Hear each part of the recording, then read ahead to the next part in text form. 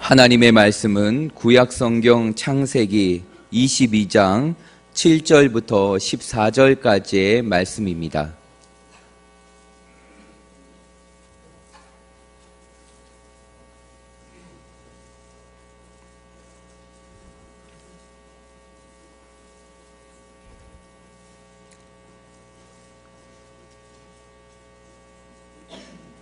다 찾으신 줄 알고 제가 봉독해 드리겠습니다. 이삭이 그의 아버지 아브라함에게 말하여 이르되 내 아버지여 하니 그가 이르되 내 아들아 내가 여기 있노라. 이삭이 이르되 불과 나무는 여기 있거니와 번제할 어린 양은 어디 있나이까. 아브라함이 이르되 내 아들아 번제할 어린 양은 하나님이 자기를 위하여 친히 준비하시리라 하고 두 사람이 함께 나아가서 하나님이 그에게 일러주신 곳에 이른지라. 이에 아브라함이 그곳에 제단을 쌓고 나무를 버려놓고 그의 아들 이삭을 결박하여 제단 나무 위에 놓고 손을 내밀어 칼을 잡고 그 아들을 잡으려 하니 여호와의 사자가 하늘로부터 그를 불러 이르되 아브라함아 아브라함아 하시는지라. 아브라함이 이르되 내가 여기 있나이다 하매 사자가 이르되 그 아이에게 내 손을 대지 말라. 그에게 아무 일도 하지 말라. 내가 내 아들 내 독자까지도 내게 아끼지 아니하였으니 내가 이제야 내가 하나님을 경외하는 줄을 아노라. 아브라함이 눈을 들어 살펴본즉 한 수장이 뒤에 있는데 뿔이 수풀에 걸려 있는지라. 아브라함이 가서 그 순양을 가져다가 아들을 대신하여 번제로 드렸더라. 아브라함이 그 땅 이름을 여호와 이레라 하였으므로 오늘날까지 사람들이 이르기를 여호와의 산에서 준비되리라 하더라. 아멘. 기도하겠습니다. 은혜로우신 아버지 하나님 감사합니다. 오늘 어버이 주일을 저희가 또 주님 앞에 예배로 드리며 다시 한번 우리의 부모를 섬기는 삶을 돌아보고 하나님의 은혜를 나누고자 합니다. 오늘 이 예배에 참여 모든 믿음의 가족들이 다 효도하는 자녀들 되게 하시고 부모를 공경하는 믿음의 자녀들 다 되게 주시옵소서. 오늘 찬양하는 대로 진실로 하나님을 높여드리는 효도를 통해서 주의 이름을 높여드리는 신실한 종 되게 하셔서 하나님의 놀라운 은혜와 복을 누리는 저희들 되게 해 주옵소서. 오늘도 찬양으로 하나님께 영광 돌린 우리 시온성가대원들 한 사람 한 사람을 기억하시고 그 심령에 성령의 충만함과 위로하심이 넘치게 하여 주시옵소서. 예수님의 이름으로 기도하옵나이다. 아멘. 40년이 넘도록 내리사랑 그리고 올려서 하는 효도 운동을 하고 있는 분이 있는데 이분이 가나안 농군학교 교장이신 김평일 장로님이십니다. 이분이 이런 얘기를 했습니다. 명절 때에 오는 자녀들 보면은 몇 종류의 사람이 있다. 그 중에 이런 사람이 있다는 겁니다. 명절 때 얼굴만 내밀고 돈 몇 푼 주고는 큰일 한 거 가는 것처럼 그렇게 아주 자부심을 갖고 큰 소리 치고 가는 사람이 있는데 이런 사람은 아주 고약한 사람이다. 그렇게 이야기했습니다. 또 이 장로님 말씀하시기를 이런 얘기를 했습니다. 또 여러 가지 지금은 어렵고 힘드니까 나중에 돈 벌면은 나중에 효도하겠다고 하는 이런 변명과 핑계만 들여놓는 아주 사특한 사람이 있다는 겁니다. 아주 사특하기 끄지없는 거죠. 피해가는 데는 명수인 거죠. 또 어떤 사람은 바쁘다는 이유로 명절이든 뭐든 상관없이 부모님께 전화 한 통 하지 않고 사는 사람들이 있다는 겁니다. 이런 사람은 아주 인정 없는 사람들이 있다는 거죠. 여러분, 이런 사특한 사람이든 고약한 사람이든 인정 없는 사람이든 이런 사람들이 있는데 이 오늘날 그리스도인들 중에서도 이렇게 사는 사람이 있다는 말입니다. 제가 이쪽부터 쫙 보면은 이 중에도 있는 것 같아요. 네? 여러분, 혹시라도 그런 분이 있으면 오늘 이 시간이 회개하고 정말 부모님께 효도하는 효도의 인물들 다 되시기를 말씀으로 축복합니다. 주님은요, 우리로 하여금 부모를 잘 섬기는 효도하는 자녀들이 되기를 원하시는 것입니다. 여러분, 오늘 어버이 주일인데요. 어버이 주일은 뭐 하는 주일입니까? 어버이의 은혜와 그 사랑을 기억하고 감사하면서 그런 어버이를 만나서 그래서 우리가 이렇게 자라고 또 이렇게 되기까지 또 은혜를 입고 자라오고 살아온 것 감사하면서 그런 어버이 주신 하나님, 그런 어버이의 은혜를 누리고 이렇게 자라게 하신 하나님, 성장하게 하신 하나님, 오게 하신 하나님, 그 하나님께 예배를 드리고 그 하나님을 찬양하고 예배하는 날이 바로 어버이 주일입니다. 그러므로 먼저 어버이의 은혜를 깨닫고 효도하는 자가 될 때에 이것이야말로 하나님을 높여드리는 아주 새로운 믿음의 내용이 되는 것입니다. 여러분, 어버이의 은혜를 한번 생각해 보면은 그 은혜가 얼마나 큽니까? 사실 부모님의 은혜를 계산이 되겠습니까? 생각하면 계산이 안 되는 거죠. 이 은혜가 굉장히 크고 이 어버이의 은혜를 알게 되면 정말 하나님의 은혜도 알게 되는 겁니다. 그래서 어버이는 가정의 하나님의 대리자입니다. 그러므로 어버이를 공경하지 않는 사람은 누구를 모욕하는 사람이냐면 하나님을 모욕하는 사람이에요. 부모님께 효도하지 않는 사람은 하나님께 효도하지 않는 것과 똑같아요. 그렇기 때문에 하나님은 하나님을 진실로 섬긴다고 하면은 누구를 잘 섬겨야 돼요? 부모를 잘 섬기고 부모님께 효도해야 한다는 사실을 강조하고 있는 것입니다. 성경 말씀은 분명하게 선포하고 있습니다. 효도하는 사람, 그 사람은 잘 된다고 말씀하고 있어요. 에베소서 6장 3절 말씀에 보게 되면 부모를 공경하는 사람, 효도하는 사람은 잘 되고 뭐 한다 그랬죠? 장수한다, 이렇게 말씀해 주고 있습니다. 반대로 신명기 27장 16절을 보게 되면은 부모를 경홀히 여기는 사람, 부모에게 효도하지 않는 사람, 한마디로 부모에게 불효하는 사람은 뭐 받는다 그랬죠? 저주받는다고 했습니다. 하나님께서 저주하신다 그랬어요. 그러므로 이 말씀을 에베소서의 말씀이나 신명기의 말씀을 요약하고 성경의 이 효도와 관련된 말씀을 요약을 해서 정리를 해보면 한마디로 무엇이냐면 효도하면 잘 되고 불효하면 안 된다는 거예요. 예? 여러분, 우리의 삶 속에서 안 되는 경우가 있습니다. 많은 경우 안 되는 경우가 있잖아요. 일이 안 되고 삶이 안 되고 참 계획한 일이 안 되고 안 되는 경우 있잖아요. 건강이 안 되고 마음이 편치 않고 안 되는 경우가 있는데 그 안 되는 경우에 우리가 돌아보고 살펴봐야 될 내용 중에 하나가 뭐냐면 내가 효도를 하고 있나 아니면 난 불효하고 있나. 이거 살펴보면은 우리가 그 원인을 분석하는 데에 중요한 도움을 받을 수가 있습니다.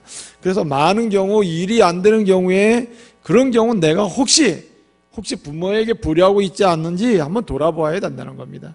그래서 성경은 안 되는 경우에 많은 것을 체크하고 돌아봐야 될 일이 있는데 그 중에 하나가 뭐냐면 계명에 불순종하느냐 순종하느냐, 그 중에도 뭐냐면 부모를 공경하라고 하는 이 효도하라고 하는 계명에 순종하느냐 그렇지 않느냐를 살펴보면은 내가 오늘 안 되는 이유를 따져보고 확인할 수가 있다는 말입니다.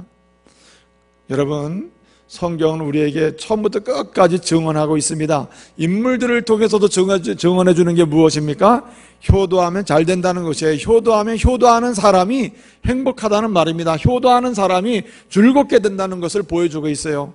성경을 보게 되면은 효도하는 사람만 즐겁고 잘 되는 게 아닙니다. 효도하는 사람, 그 가정이 잘 되고 효도하는 그 사람, 그 성도가 있는 교회가 부흥하고요. 효도하는 그 성도가 그런 사람, 그런 백성이 많은 나라는 그런 조국은 부흥하고 견고한 윤리가 있는 나라, 도덕이 있는 나라, 그리고 질서가 있고 예의가 있는 아주 든든한 나라가 되는 줄로 믿습니다. 그러므로 여러분, 우리 모두가 하나님의 은혜로 예수 그리스도 안에서 구원받아 하나님의 자녀가 된 사람으로서 우리가 제일 먼저 오늘 신경 써야 될 것은 무엇입니까? 오늘 어버이 주일을 맞이해서 우리는 다시 나의 자리는 효도하는 자리에 있는가, 나는 불효하는 자리에 있지 않는가, 나는 점진적으로 더 효도를 잘하고 있는가 아니면 더 불효하고 있는가, 이렇게 따져보아야 한다는 말입니다. 오늘 이 예배 시간이 여러분 다시 한번 우리의 효도의 삶을 돌아보면서 효도하는 자리로 나가는 은혜로운 시간 되기를 말씀으로 축복합니다. 여러분, 어떤 사람은 말합니다. 정말 내가 나중에 잘하겠다 그러다가 주님 앞에 이 부모가 이렇게 이제 가시고 소천하신 다음에 후회하는 사람들이 종종 있습니다. 여러분, 살아계실 때 잘해야 하는 거예요. 여러분, 죽음이라는 것은요, 죽음 이후에도 나의 부모와 내가 연결될 수 있는 고리가 없습니다, 여러분. 우리 부모의 영혼에 대해서 우리 부모가 이 땅을 떠나가신 다음에 하나님 부름받아 소천하신 다음에 내가 부모에 대해서 뭘 좀 잘해야지, 이래가지고 할 수 있는 게 아무것도 없다 이 말이죠. 예? 죽음은 우리의 모든 것을 갈라놓습니다. 그리고 이 세상과 하나님 나라의 삶은 이렇게 딱 단절되어 있는 거예요. 그러므로 죽은 자와 산 자는 단절되어 있는 것입니다. 죽은 자는 산 자를 통해서 뭔가 혜택을 입을 수 있는 게 아니에요. 그러므로 오늘 우리는 부모가 살아계실 때 효도해야 되고, 살아계실 때 부모를 공경해야 되고, 살아계실 때 부모의 마음을 즐겁게 드리는 이런 성도가 되어야 하는 겁니다. 여러분, 살아계실 때 효도하지 않으면 반드시 후회합니다. 후회할 뿐더러 여러분, 후회로 끝나는 것이 아니라 그것이 그대로 나에게 돌아오게 되는 거예요.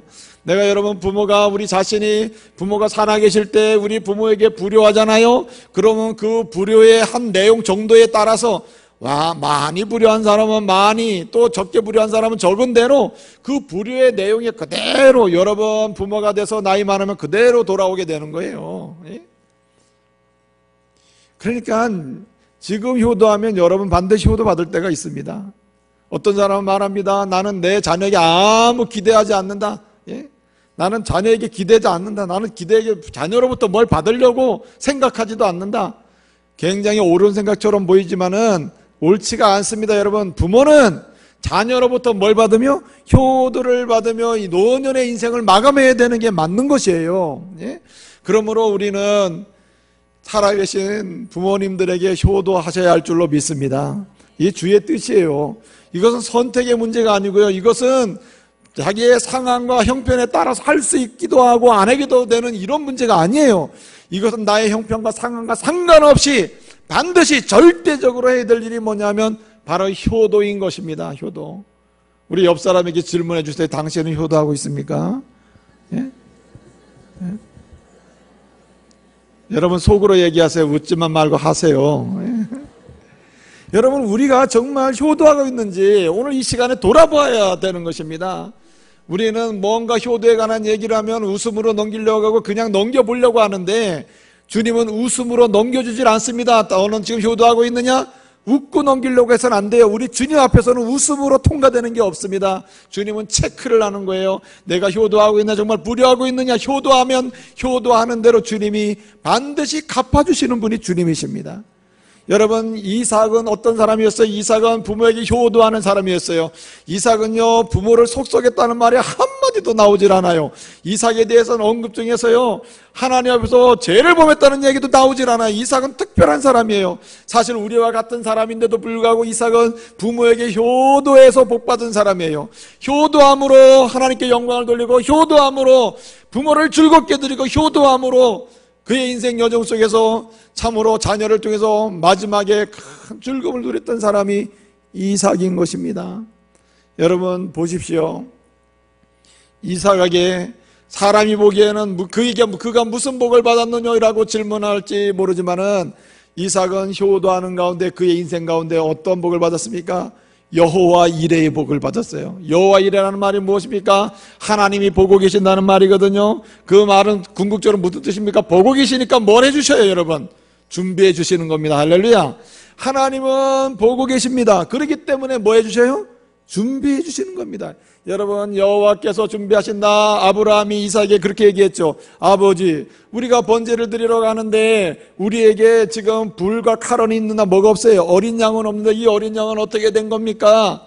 사실은 자기 아들 이삭을 번제로 드리러 가는데 이런 아들의 질문을 받았을 때 어떻게 했습니까? 아버지 아브라함이 뭐라고 대답했어요? 하나님이 준비하신다라고 말씀하셨다 이 말이죠. 하나님이 준비하신다. 그런데 이 하나님이 준비하신다는 말의 원래 의미가 무슨 뜻이냐면 하나님이 뭐 하신다? 하나님이 보신다는 거예요. 하나님이 보신다. 우리는 지금 뭘 드릴까? 우리가 드릴 어린 양이 어디 있나? 라고 하지만 이 하나님은 드릴 어린 양을 뭐 하고 계셔요? 보고 계신다는, 보고. 그러니까 보고 계신다는 말은 준비하신다는 말이 되는 거예요. 여러분, 효도하는 사람 누가 보고 계셔요? 하나님이 보고 계십니다. 사람은 속일 수 있죠. 우리는 서로 속일 수 있습니다. 안 하면서 사는 것처럼 할 수 있어요. 그런데 여러분, 누가 보고 계시느냐? 하나님이 보고 계십니다. 그래서 하나님이 보고 계시다가 효도하는 사람들, 각 사람에 대해서, 현재와 미래에 대해서 어떻게 해요? 하나님은 그 효도하는 대로 주님이 준비해 주십니다. 갚아주실 준비를 하고 계셔요. 여러분, 여호와 이레의 축복은 누가 받습니까? 효도하는 사람이 받는 거예요. 아브라함은 하나님께 효도하다가 여호와 이레의 복을 받았다면, 이삭은, 잘 보십시오, 이삭은 그 아버지에게 효도하다가 아버지가 받은 여호와 이레의 복을 이삭도 받은 거예요. 할렐루야. 그러므로 여러분, 미래를 걱정하십니까? 미래가 두려우십니까? 앞으로 여러분의 가정이 어떻게 될까가 염려가 되십니까? 여러분의 노년의 삶이 염려가 되고 근심이 되십니까? 남들은 다 노후를 준비했는데 내 노후는 어떻게 한단 말인가? 걱정되고 염려되는 분이 있습니까?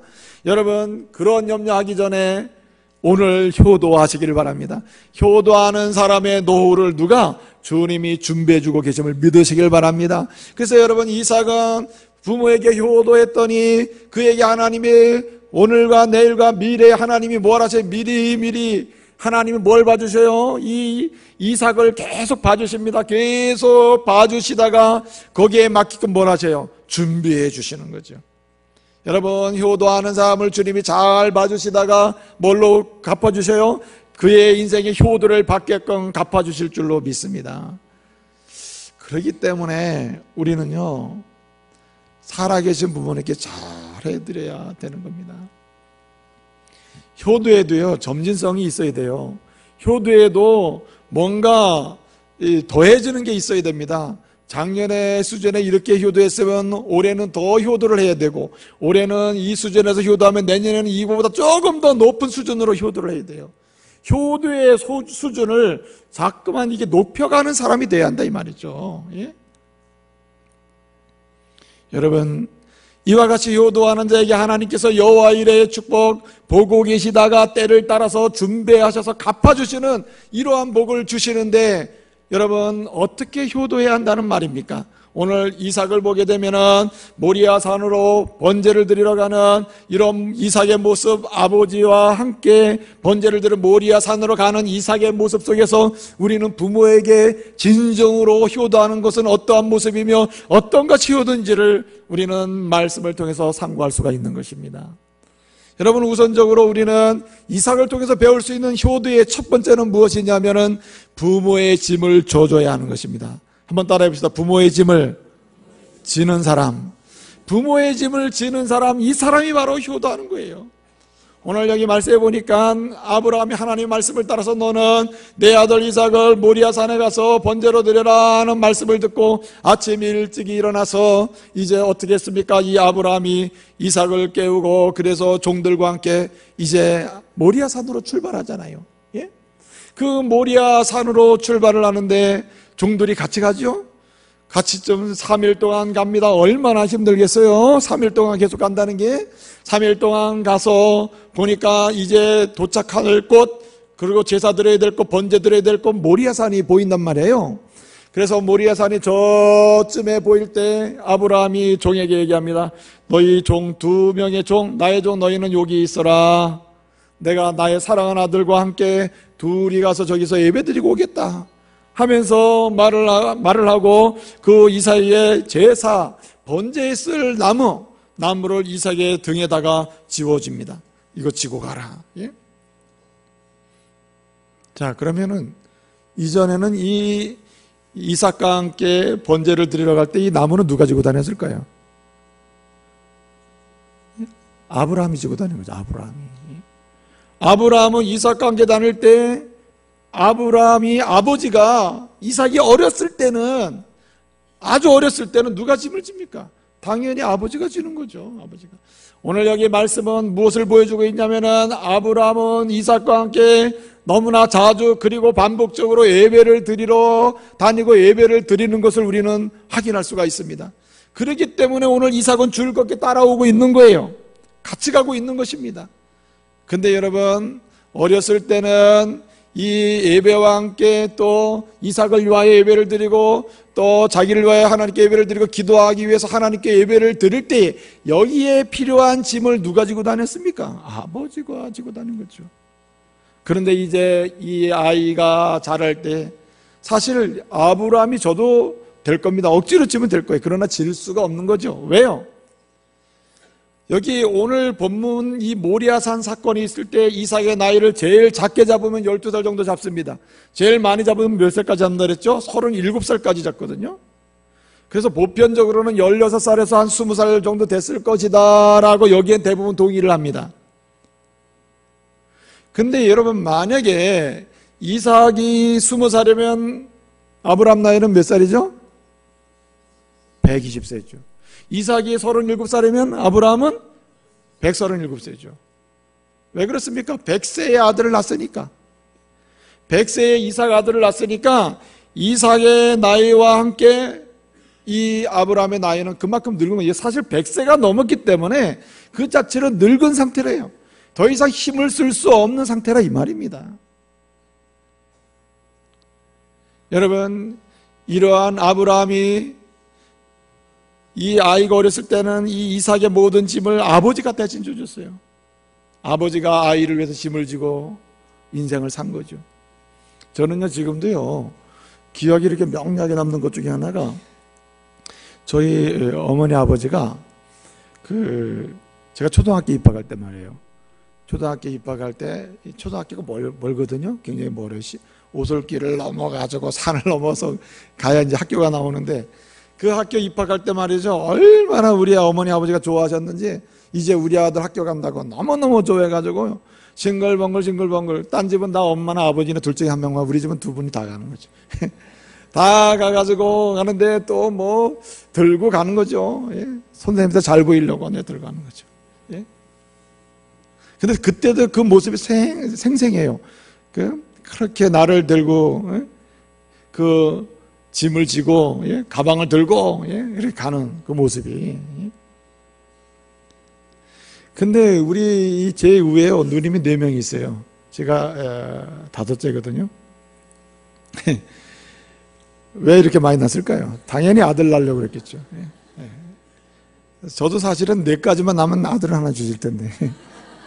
그래서 이렇게 딸을 4을 낳고 아들을 낳았으니까 이 아들이 초등학교 입학을 너무너무 좋아하시는 거죠. 그런데 우리 부친은요, 우리 누님들이 학교 다닐 때는 초등학교 간 적이 없어요. 저희가 학교 갈 때는 다닐 때 계속 뭐 발이 닳도록 드나드시고, 무슨 체육되면 뭐 선생님들 뭐 사다 드려요, 무슨 깃발이면 깃발도 만들어 드려요. 학교에 기부도 아주 많이 하셨다고. 예? 왜 그래? 다 누구 때문에 이 짐을 지고 사십니까? 아들 때문에 짐 지고 사는 거죠. 예? 편애가 좀 있었던 것 같아, 내가 보기엔. 예? 근데 여러분 보세요. 어릴 때는 이렇게 부모가 어떡합니까? 부모가 모든 짐을 지고 가는 거죠. 근데 여러분, 나이가 들면 거꾸로 가는 것입니다.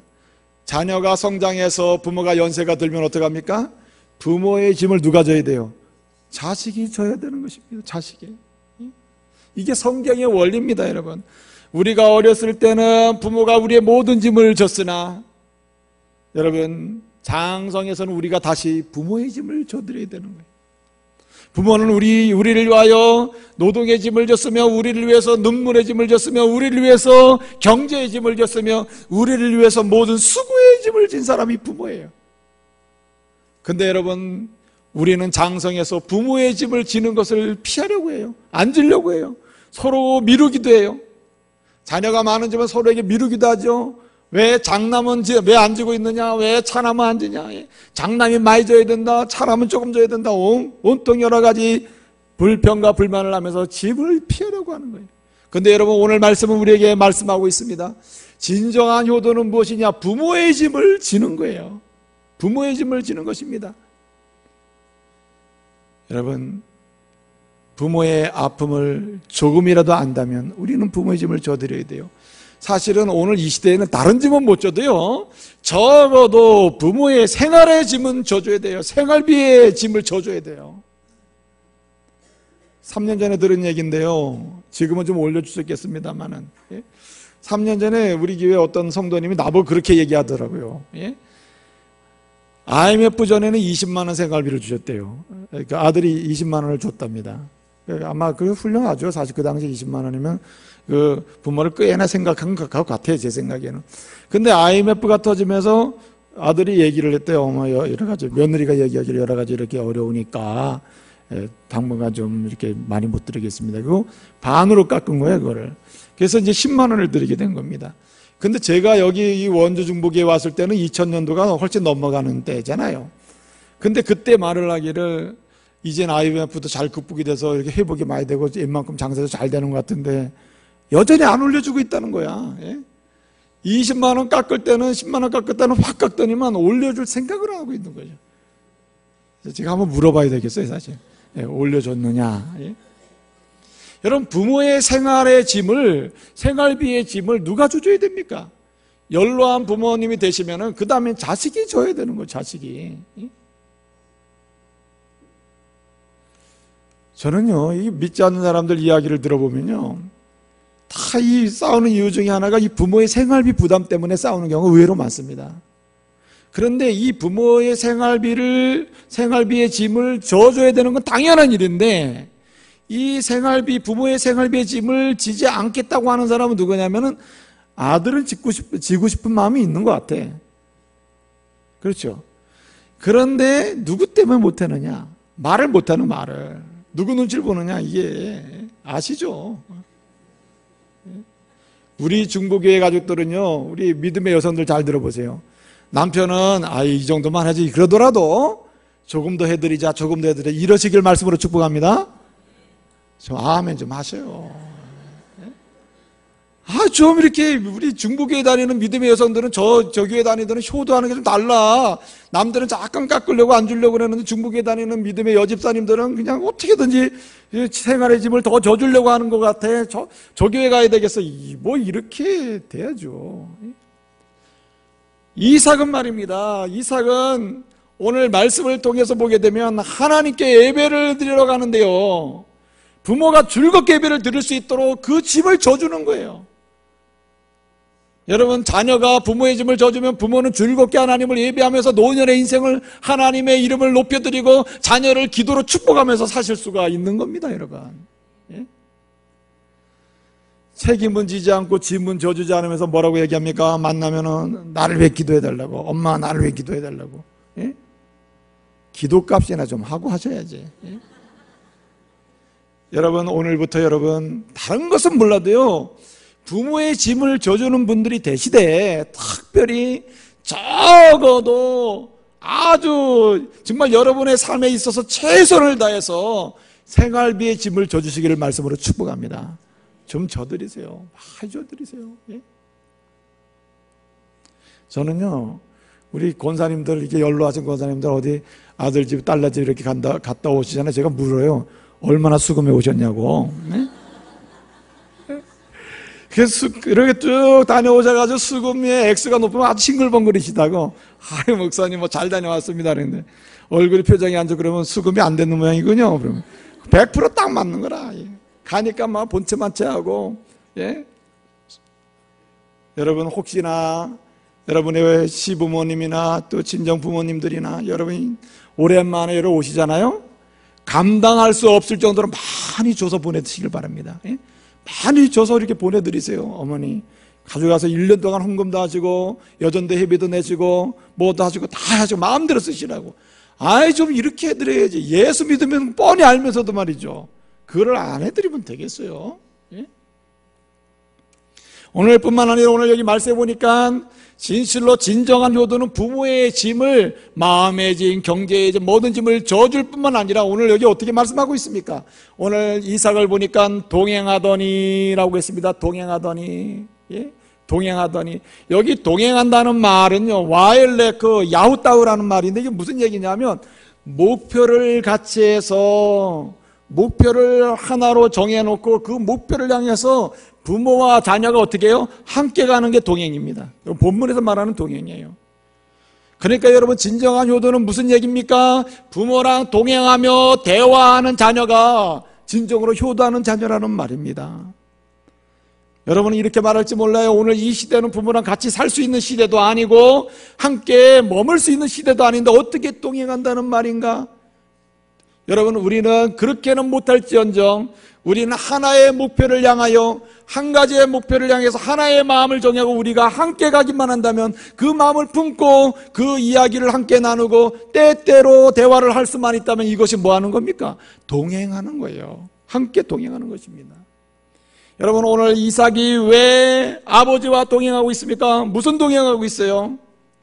왜 이 아버지 아브라함은 너무나 즐거워하고 마음에 고뇌가 있고 슬픔이 있고 아픔이 있음에도 불구하고 하나님이 준비하신다, 하나님이 준비하신다 하면서 이삭과 함께 갈 수가 있다는 말입니까? 이삭이 아버지와 뭘 같이 하고? 목표를 같이 하고 동행하면서 아버지와 대화하기 때문에, 오늘 여기 보니까 6절 하반절에는 동행하더니 7절부터는 뭐가 나와요? 아버지와 대화하는 장면이 나와요. 아버지, 여기 불과 칼은 있는데 어린 양은 어디 있습니까? 아버지는 말하죠. 비록 속은 답답하고 참으로 아프고 괴롭고 고민이 있지만 어떻게 얘기해요? 하나님이 다 준비하죠. 걱정하지 마. 하나님이 준비하시는 거야. 하나님이 지금 우리를 보고 계시고 우리가 드릴 어린 양도 다 보고 계셔. 우리는 안 보이지만 하나님은 그 양을 보고 계시고 준비하셨다가 우리에게 주실 거야. 걱정하지 마. 이렇게 하잖아요. 근데 자, 뭐 하러 가는 거죠? 예배를 향해서 가고 있는 것입니다. 예배를 향해서. 여러분, 진정한 효도는 이렇게 하나의 목표를 두고 하나님이 기뻐하시는 하나의 목표와 하나의 이야기를 두고 부모와 자녀가 함께 하고 함께 이야기를 나누는 것, 이것이 곧 뭐냐? 이것이 효도라는 얘기입니다. 그렇기 때문에 부모가 예수를 알지 못하고 부모가 예수님을 영접하지 아니하고 예배를 모르고 사는 불신자라면은, 진정한 효도는 예수를 소개하고 예수님을 믿도록 안내해주고 하나님의 은혜 가운데 들어오도록 섬겨주는 것이 뭐냐? 그게 진정한 효도가 되는 것이죠. 여러분, 하나님이 기뻐하는 방향을 잡고 하나님이 기뻐하는 것을 향하여 부모와 함께 이야기가 되고 꿈을 같이 꾸고, 그리고 멀리 떨어져 살지만은 때때로 시와 때를 따라서 만나서 때로는 전화로 때로는 연락을 하면서 서로 연결해서 이렇게 하나의 꿈을 가지고 이야기를 하며 즐거워하면서 우리가 가고 있다면 이것이 진정한 효도가 되는 것이에요. 여러분, 부모들이 제일 듣기 싫은 소리가 뭔지 아세요? 부모들이 제일 듣기 싫은 소리. 저는 그 설문 보고 참 재밌는 얘기다. 제일 부모들이 듣기 싫은 소리가 뭐냐면은, 엄마는 그것도 모르면서 그래요. 예? 그것도 모르면서 뒤에 뭐 무슨 얘기 하잖아요. 그것도 모르면서. 아버지는 그것도 모르면서. 예? 이게 부모들이 제일 듣기 싫은 소리 중에 하나래요. 부모가 믿음 안에서 때로는 우리가 볼 때는 이 시대에 어긋나고 이 시대와는 맞지 않는 것처럼 보일지라도 어떻게 해야 합니까, 여러분? 우리는 그것이 하나님의 뜻 안에 있고 주 안에 있는 일이라면 우리가 어떻게 해요? 마음을 품고 어떻게 해요? 함께 대화하면서 갈 수 있어야 되는 것입니다. 부모는 사실은 돈을 기다리는 게 아니라 자녀들의 음성을 기다리는 거예요. 자녀들의 이야기를 기다리고 있는 것입니다. 그렇기 때문에 제가 늘 말씀드리잖아요. 다른 것을 어려우면 적어도 이것만큼은 해라.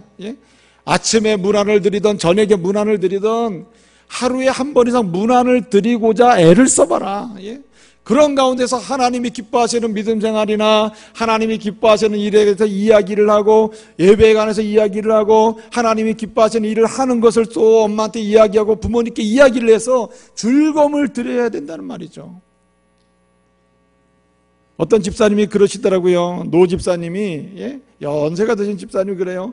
요즘에요, 우리 아들이 전화가 왔는데 요새 교회 생활 잘한대요. 주의를 철저히 지킨대요. 봉사까지 한대요. 뭐 차량 운행까지 한대요. 그 말 듣고 너무너무 기뻐하는 우리 집사님을 봤어요. 비록 멀리 떨어져서 지극히 작은 교회에서 그렇게 차량 봉사도 하고 또 주의를 성수하고 있다는 이 이야기를 자녀로부터 이렇게 들었을 때 그 부모가 얼마나 기뻐하는지, 그런 것이구나. 하나님이 기뻐하시는 하나의 목표, 하나의 이야기, 그를 향해서 부모와 자녀가 서로 연결해서 대화를 하고 동행하면서 산다는 것이 저렇게 부모에게는 효도요 기쁨이 되는구나. 사랑하는 믿음의 가족 여러분, 동행하며 대화하는 것, 이게 효도입니다. 부모가 하는 이야기를 들어주고, 그리고 부모에게 진실로 진지하게 응답을 하고, 그리고 내가 가진 모든 것을 부모에게 드려가면서 대화하고 동행할 때에 하나님이 기뻐하시는 거예요. 그래서 믿음의 사람들의 모든 부모와 동행하는 가운데 일어나는 대화는 어디를 향해야 하는가? 실제적인 예배든지 삶으로서의 예배를 향하고 있어야 된다는 거죠. 그래서 믿지 않는 부모를 전도하는 일과, 그리고 하나님을 예배하도록 안내하는 일과, 그리고 부모를 섬기면서 노년을 준비하는 그런 삶을 살도록 이렇게 돕는 것은 효도 중에 효도인 것입니다. 아브라함과 이삭은 왜 이렇게 즐겁게 효도를 받으며 효도하는 자의 기쁨을 누리며 갈 수 있었습니까? 바로 지향점이 예배였기 때문이죠. 어떤 사람은 요즘은 부모와 자녀 간에 여러 가지 악한 계획을 세워서 이 사회에 참으로 오히려 불의를 행하고 악을 행하는 그런 사람들도 있습니다. 자녀와 부모가 이렇게 악한 것을 도모해서 그렇게 가는 경우도 있죠. 그러나 여러분, 진정한 효도는 악한 것을 도모하는 것이 아니라 하나님이 기뻐하는 예배적 삶, 하나님이 기뻐하는 것을 도모하는 대화와 나눔과 섬김을 통해서 나갈 때 이것은 하나님이 기뻐하신 효도가 되는 겁니다. 사랑하는 믿음의 가족 여러분, 오늘부터요 하루에 한 번씩 문안하시길 바랍니다. 못하더라도 내가 한번 힘써 봐야지, 이런 마음을 갖고 해보시길 바랍니다. 이것이 하나의 삶의 내용이 되어야 돼요. 마치 하루에 3끼씩 이렇게 식사를 통해서 자신의 건강을 도모하듯이 여러분의 신앙과 하나님이 기뻐하시는 인격적인 삶을 도모하는 데 있어서 반드시 들어가야 될 내용이 뭐냐면 부모와 동행하는 것, 특별히 문안하는 거예요. 문안. 사도 바울은 말입니다. 심지어는 성도와 성도 사이에 늘 문안하며 살 것을 격려하고 명령을 했습니다. 하물며 부모에게 때마다 시마다 문안하고 효도하며 사는 것은 당연한 거 아니겠어요? 또 한 가지는 오늘 말씀해 보니까 이렇게 말씀하고 있습니다. 뭐라고 말씀하고 있습니까? 이제 아브라함이 이삭과 함께 모리아 산에 도착했을 때 아브라함이 이삭을 어떻게 해요? 그를 단을 쌓고 그 위에다가 이삭을 결박해서 묶어서 단 위에 올렸다 그랬습니다. 여기 결박했다는 말은 아카드라는 말인데, 이 말은 그냥 마구 묶는 게 아니에요. 이것은 꽁꽁 체계적으로 꼼꼼하게 묶는 것을 의미해요. 이 말은 이삭이 아버지가 자기를 결박하려고 했을 때 뭐 했다는 말입니까? 순수하게 응했다는 말이고, 저항하거나 항거하지 않았다는 말이고, 아버지가 자기를 결박할 때 자기의 모습을 그대로 내놓고 아버지가 하나님의 뜻을 따라 순종하려고 하는 그 일에 내가 동참하기를 원합니다, 나는 순종하기를 원합니다 하면서 자기의 자신 전체를 내려놓는 것을 의미하는 거예요. 여러분, 진정한 효도는 내 뜻에 있지 아니하고 아버지의 뜻을 따라서, 하나님의 뜻을 따라서 부모가 나가는 그 일에 뭐 하는 겁니까? 순종하는 거죠. 오늘 자기가 나이상으로 보나 나이상으로 청년의 때요, 젊은이의 때이기 때문에 100세가 넘는 아버지가 어떤 일을 하든지 거절할 수가 있습니다. 아버지 손을 잡고, 아버지 왜 이러십니까? 왜 나를 이렇게 결박하려고 합니까? 왜 어린 양이 있다더니 왜 어린 양이 없습니까? 왜 내가 어린 양이 돼야 합니까? 이렇게 항거하고 따질 수 있죠. 근데 여러분, 이삭은 어떻게 했습니까? 이삭은 순수히 정하지 않고 그대로 결박, 아카드를 당한 거예요. 이것은 절대 순종을 가리키는 것입니다. 여러분, 진정한 효도는 절대 순종에 있습니다. 주 안에서 절대 순종해요. 때때로 우리의 마음에 들지 않거나 우리의 계산과 맞지 않을 때일지라도 하나님의 뜻 안에 있는 부모의 모든 일에 대해서 우리는 뭐 해야 되느냐? 우리는 순종해야 하는 것입니다. 여러분, 부모들이 가지고 있는 사고와 방법은요, 각오의 것입니다. 오늘 이 시대에 안 맞을 수가 있어요. 그러나 성경은 이 시대에 안 맞는다고 생각해서 그것을 멸시하거나 가볍게 여겨서는 안 된다고 말씀하고 있습니다. 여러분, 하나님의 말씀 안에서 부모들이 가지고 있는 것은 과거의 것 같지만 그것은 경륜이고 그것은 지혜가 되는 거예요. 그렇기 때문에 우리는 부모에게 순종할 때 부모가 말하는 것이 우리의 생각과는 좀 안 맞는 것 같을지라도 어떻게 해야 합니까? 우선적으로 들어야 된다는 거예요. 따라줘야 한다는 것이죠. 그래서 처음부터 부모의 말을 거절하는 자녀와 부모의 이야기에 대해서 순종하면서 해보니 이렇다고 다시 권면하고 건의해드리는, 말씀드리는 자녀는 근본적으로 그 태도가 효도냐 아니면 불효냐 이렇게 갈라진다는 말이죠. 이제 말씀을 마치겠습니다. 여러분, 효도는 말입니다, 전염력이 굉장히 강해요. 감염력이라 할까요? 감염력이 강합니다. 효도는 어떻게 보면은 보이지 않는 유전력이 있습니다. 그래서 효도하는 집안에서는 효자가 나오고요, 불효하는 집안에서는 계속 불효자가 나오게 돼 있는 것입니다. 그러므로 여러분, 먼 훗날에 여러분이 언젠가 여러분의 자녀들로부터 하나님의 부름을 받는 그 순간까지 효도받으면서 하나님의 은혜를 누리고 살기 위해서는 여러분, 지금 효도하시기를 바랍니다. 여러분이 지금 불효하게 되면 먼 훗날 여러분이 예측할 수 없는 그 순간에 여러분은 자녀들로부터 불효를 받게 될 거예요. 누가 여호와 이래, 여호와께서 지켜봐 주시면서 거기에 맞는 예배 주시는 은혜, 준비해 주시는 은혜를 누린다는 말입니까? 다시 말씀드립니다. 이삭처럼 효도하는 사람이에요. 이삭처럼 효도하는 사람, 주님이 봐주셨다가 반드시 준비해 주셔서 갚아주실 줄로 믿습니다. 여러분, 이삭처럼 부모의 짐을 져주시길 바랍니다.